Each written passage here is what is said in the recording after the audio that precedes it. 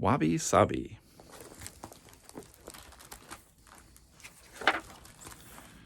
Wabi Sabi is a way of seeing the world that is at the heart of Japanese culture. It finds beauty and harmony in what is simple, imperfect, natural, modest, and mysterious. It can be a little dark, but it is also warm and comfortable. It may be best understood as a feeling rather than an idea.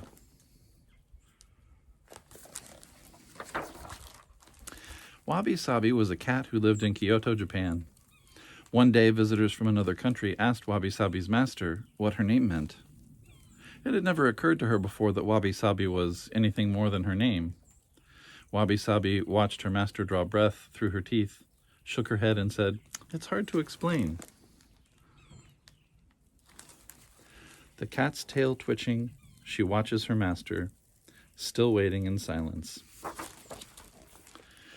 Curious now, Wabi Sabi wondered if her friend Snowball could explain the meaning of her name to her. Snowball, who had been napping, stretched, yawned, and sighed. "That's hard to explain," she blinked. It's a kind of beauty, she added after a minute, her eyes closing again. As though dreaming, she went on. "An old straw mat, rough on cat's paws, pricks and tickles, hurts and feels good, too."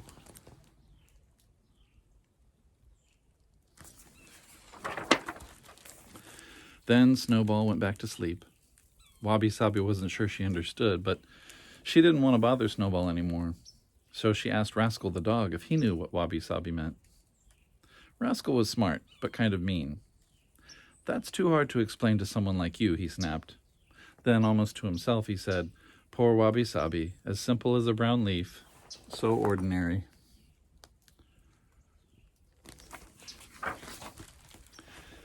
"Now I'm even more confused," sighed Wabi Sabi. "Am I beautiful or ordinary? Can anyone explain Wabi Sabi to me?" she cried.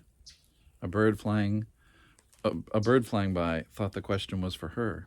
"That's hard to explain," she said to Wabi Sabi, "but there is someone who can help you. His name is Kosho. He lives on Mount Heiai, to the east. A wise old monkey living among the pine trees knows Wabi Sabi."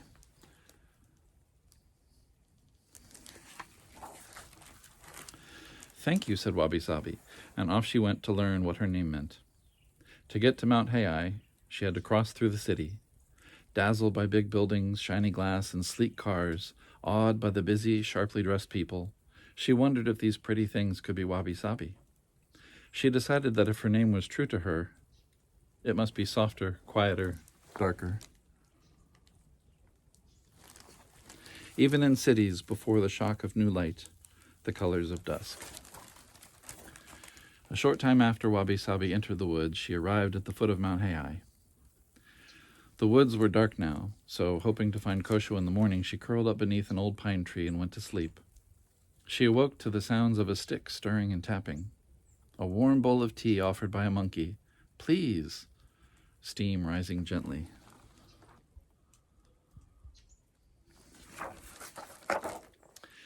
"Very glad to have tea and company," she said. "Thank you. My name is Wabi Sabi."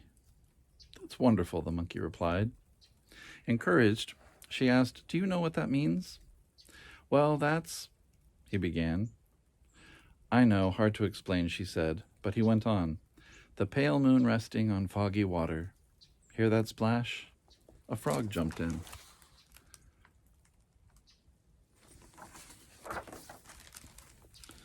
"That's Wabi Sabi?" she asked. "Is that all? I don't know if I can—" "It's more," said the monkey. "Listen. Watch. Feel." He said no more, so she watched him make tea. He moved slowly but gracefully as if he were dancing, and he handled his things as if they were gold, although they were wooden or clay. Wabi Sabi felt what was in her paws. A warm, heavy bowl, comfortable as an old friend, not fine, smooth china.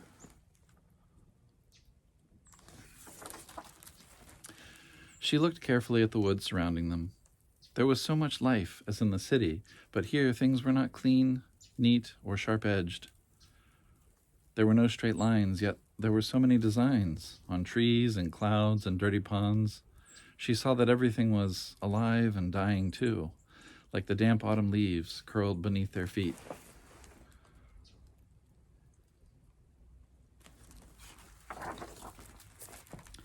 Simple things are beautiful, she heard the monkey say as he poured more tea for her.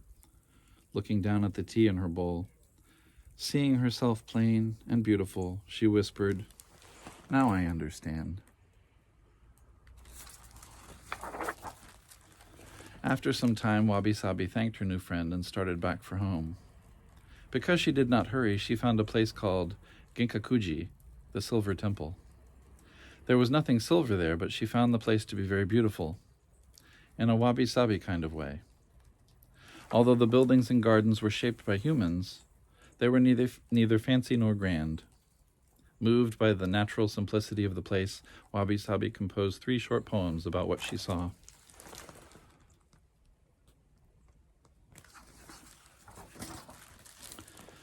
Yellow bamboo stalks bow by tea-house doors to low emperors, so low emperors must kneel.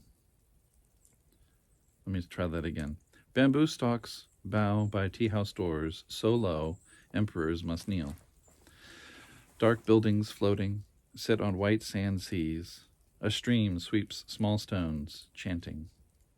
The monk returns, leaves, to just raked sand. This humble cat might understand.